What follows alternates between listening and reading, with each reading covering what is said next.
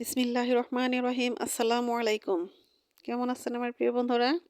আশা করি যে যেখানে যে অবস্থানে থাকুন না কেন অনেক অনেক ভালো আছেন, সুস্থ আছেন। আমিও আল্লাহর অশেষ রহমতে আপনাদের সকলের দয়ায় আলহামদুলিল্লাহ ভালো আছি। কাছে কিংবা দূরে, দেশ ও দেশের বাহির থেকে যে যেখান থেকে এই মুহূর্তে আমার ভিডিওটা দেখতেছেন, তাদের সবার প্রতি রইল আমার মন থেকে অনেক অনেক দোয়া এবং আন্তরিক ভালোবাসা। তো বন্ধুরা, ভিডিওর শুরুতে একটা রিকোয়েস্ট, যারা এই মুহূর্তে আমার ভিডিওটার সাথে যুক্ত আছেন যদি লাইক দিতে ভুলে যান, প্লিজ মনে করিয়ে দিলাম একটা লাইক দিয়ে দেন।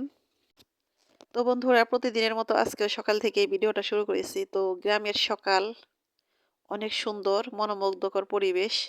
আমার তো খুব ভালো লাগে সকালবেলা যে উঠে যে পরিবেশটা দেখা যায়, যদি পরিবেশ প্রকৃতির সাথে মিল থাকে তাহলে কিন্তু আসলেই অনেক ভালো লাগে। তো বন্ধুরা, প্রতিদিন ঘুম থেকে উঠে কিন্তু আগে মোবাইলের দিকে নজর যায়, ওই দিকে মনটা চলে যায়। তো সকালবেলা উঠে যদি মোবাইলের দিকে তাকাই তাহলে কিন্তু চোখের অনেক ক্ষতি হয়, এটা আমরা সবাই জানি। তো জেনেও কিছুই করার নেই, তারপরও সেই মোবাইলের দিকে তাকাতে হয়, তাকিয়ে থাকি। তো এখন ভাবতেছি যে এই কাজটি আর করব না। সকালবেলা ঘুম থেকে উঠে আগে বাহিরের যে সবুজ গাছপালা আছে এগুলো ভালো করে দেখে নেব, তাহলে চোখটা একটু ভালো থাকবে। তাহলে মোবাইলে যেভাবে সময় দেই, যেভাবে কাজ করি, এভাবে যদি চলতে থাকে তাহলে দুদিন পর দেখা যাবে চোখেই দেখব না। তো সে কারণে রুটিনটা একটু পাল্টানোর চেষ্টা করতেছি।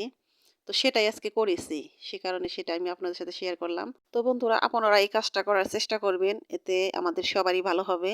তো সকালবেলা উঠে ঘুম থেকে আগে মোবাইলের দিকে না তাকিয়ে বাহিরের যে সবুজ গাছপালা আছে এগুলো দেখলে কিন্তু আসলে চোখ ভালো থাকে। তো বন্ধুরা, এই তো দেখুন গ্রামের সকাল। সকালবেলা গরম গরম ধান সিদ্ধ করে এনে উঠানে দিয়েছে। দেখতে কিন্তু বেশ ভালো লাগে। আর এই সিদ্ধ ধানের ঘ্রাণ কিন্তু আমার কাছে অনেক ভালো লাগে।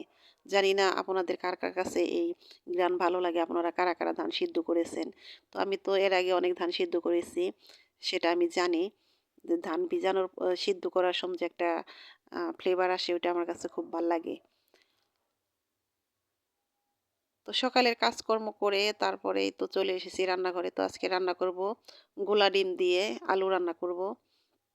তো ডিমটা আমি সিদ্ধ করে নিয়েছি। তো সিদ্ধর মধ্যে আমি যখন ডিমটা ফেটেছি তখন একটু লবণ দিয়েছিলাম। তারপর এটাকে হালকা তেলে ভাজতেছি। আর সিদ্ধ আলু এটাকে হাতে একটু ভেঙে নিয়েছি। আদা রসুন সব মশলা দিয়ে, যে গরুর মাংসের যে মশলা, সেই মশলাগুলো দিয়ে তারপরে আমি তরকারিটা রান্না করেছি। এটা কিন্তু বেশ মজা লাগে। তো আলুর চেয়ে আমার মনে হয় যে এটা বেগুন দিয়ে রান্না করলে বেশি ভালো লাগে। আমি এর আগে বেগুন দিয়ে খেয়েছি কয়েকবার, কিন্তু আলু দিয়ে এভাবে খাইনি। তো নতুন আলু, সে কারণে ভাবলাম যে এভাবেই রান্না করি। তো যে কোনো মাছ মাংস এগুলা একঘেয়েমিভাবে না রান্না করলে একটু উল্টাপাল্টা করে রান্না করে খেলে কিন্তু আসলেই ভালো লাগে। তো এভাবে রান্না করেছিলাম, বেশ ভালোই লাগলো। তো আমার ছেলে বলছিল যে আম্মু এভাবে তো বেশ ভালোই লাগলো। তো আমার ছেলেও রান্না ডিম তেমন একটা খেতে চায় না, যদি ভেজে দেই তাহলে খায়। তো এভাবে কে কে ডিম রান্না করে খেয়েছেন আমি জানি না। তো আমার মনে হয় আমার যে আপুরা আছেন আপনারা সবাই খুবই এক্সপার্ট, আপনারা রান্না বান্না নিয়ে অনেক সুন্দরভাবে রান্না করেন। আপনাদের রান্না অনেক মজা হয়, দেখেই বোঝা যায় যে অনেক মজা হয়। তো আমি অত ভালোভাবে রান্না করতে পারি না, আমি অত এক্সপার্ট না। তারপরও চেষ্টা করি একটু ভালোভাবে রান্না করে খাওয়ার। তো আলু দিয়ে যে এমনি সিদ্ধ করে ডিম কেটে রান্না করা হয় ওইটা আমার কাছে বেশি ভালো লাগে না। তো এভাবে রান্না করেছিলাম, বেশ ভালোই লাগলো। তো এই ডিমটা যদি আবার বেগুন দিয়ে এভাবে রান্না করা যায় তাহলে কিন্তু আরো ভালো লাগে। তো আজকে রান্না করব হলো এই তো ডিম দিয়ে আলু দিয়ে রান্না করব, আর আলু ভর্তা করব, আর বুটের ডাল রান্না করব। তো এই তো আমার রান্নাটা শেষ। এই যে গোলা ডিমের তরকারিটা শেষ হয়েছে। তো আমি এই যে বুটের ডাল রান্না করব, সে কারণে ডালটা আগে সিদ্ধ করে নিতেছি। তো সিদ্ধ করে এটাকে কষিয়ে তারপরে রান্না করব। তো এই ডালটা খেতে এভাবে ভালোই লাগে, তবে এই ডালটা আমার মনে হয় ভাতের চেয়ে রুটি পরোটা দিয়ে খেতে বেশি মজা লাগে। তো এই ডালটা কিন্তু একটু সময় নিয়ে ধৈর্য ধরে রান্না করতে হয়। এটাকে সিদ্ধ করে তারপরে রান্না করতে হয়। তো যদি গ্যাসে দেওয়া যায় তাহলে গ্যাসে আস্তে আস্তে করে সুন্দর সিদ্ধ হয়। তো আমার গ্যাস কিছুদিন আগে শেষ হয়ে গেছে, এখন আর গ্যাস আনা হইতেছে না। গ্যাসের যে দাম হয়েছে, তো ভাবতেছি যে কিছুদিন পরে আনবো। তো চুলার মধ্যে দিয়েই সময় নিয়ে সুন্দর করে সিদ্ধ করে রান্না করলাম। তো সব ধরনের ডাল আমার ছোট ছেলে খুব পছন্দ করে। তো ছেলে মেয়েদের পছন্দের খাবার যদি রান্না করে দেওয়া যায় তাহলে কিন্তু আমরা যে মা, আমাদের কিন্তু খুব ভালো লাগে, শান্তি লাগে। তো একদিকে ডালটা হইতেছে, এদিকে আমি আলু ভর্তাটা করে নিতেছি। তো আলু ভর্তার জন্য হলো আমি কাঁচামরিচ, পেঁয়াজ এগুলো তেলে মচমচা করে ভেজে তারপরে সরিষার তেল দিয়ে মেখে ভর্তাটা করেছিলাম। তো এভাবে ভর্তা করলেও কিন্তু বেশ মজা লাগে। শুধু শুকনা মরিচের ভর্তা সেটা এক ধরনের মজা। তো একেক সিস্টেমের রান্নায় একেক রকম মজা লাগে। একই জিনিস যদি উল্টাপাল্টা করে রান্না করা যায় কিন্তু ও মজাটাও সেই উল্টাপাল্টাই লাগে, ভালো লাগে। তো এভাবে ভর্তা করলে বেশ ভালোই লাগে। কাঁচা পেঁয়াজের ভর্তা মজা কিন্তু কাঁচা পেঁয়াজটা খেলে আমার বেশি ভালো লাগে না। আমি চেষ্টা করি ভর্তায় সবসময় পেঁয়াজটা ভেজে তারপরে ভর্তা করার জন্য। আবার অনেক সময় আছে কাঁচা পেঁয়াজ দিয়েও করি। তো আমার ভর্তা বানানো শেষ, এদিকে আমার রান্নাও কিন্তু শেষ হয়ে গেছে। তো এখন আমরা সবাই মিলে এই যে বড়ই মাখা খাবো। তো দুপুরে রান্না-বান্না করে তারপরে কিন্তু একটু টক খেতে বেশ ভালো লাগে। আমার ভালো লাগে। তো অতটা শীত না, একটু দুপুরে যখন রোদ ওঠে তখন কিন্তু একটু গরম, গরমই লাগে। তো অনেকগুলা দর্শক আমরা বড়ই খাবো একসাথে। তো সে কারণে বড়ইগুলো ঢেঁকিতে পাড় দেওয়া হয়। এটা আমরা প্রতি বৎসরই করি। সবাই মিলে এরকম ঢেঁকিতে পাড় দিয়ে তারপরে বড়ই ছেঁচে খাই।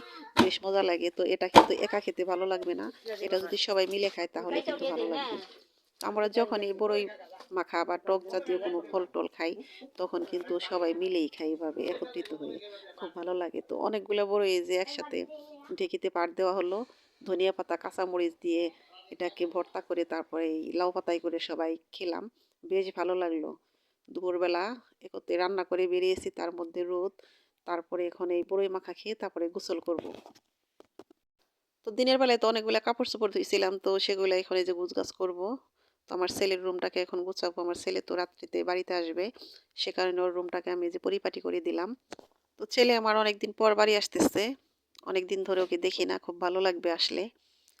তো সন্ধ্যার পরে এই যে বিছানাটা গুছিয়ে দিলাম। ও রওনা হয়েছে, ফোন দিছিল যে, "আম্মু আমি আসতেছি।" তো বন্ধুরা জানি না কে, কে এই মুহূর্তে আমার এই ভিডিওটার সাথে আছেন, এ পর্যন্ত চলে এসেছেন। তো আবার মনে করিয়ে দিলাম যদি লাইক দিতে ভুলে যান, তাহলে প্লিজ একটা লাইক দিয়ে দিবেন। লাইক দিয়ে আমার ভিডিওটা কন্টিনিউ করবেন। আর যে বন্ধুরা এই কাজটি করে দিয়েছেন সে বন্ধুদের জানাই অসংখ্য, অসংখ্য ধন্যবাদ। তো বন্ধুরা আমারও আমার পরিবারের জন্য আপনাদের কাছে সবসময় দোয়া চেয়ে নিই। আমাদের জন্য আপনারা সবাই দোয়া করবেন। আমিও আমার মন থেকে আপনাদের জন্য সবসময় দোয়া করি। আপনারা সবাই ভালো থাকেন, সুস্থ থাকেন। আল্লাহ হাফেজ। আসসালামু আলাইকুম।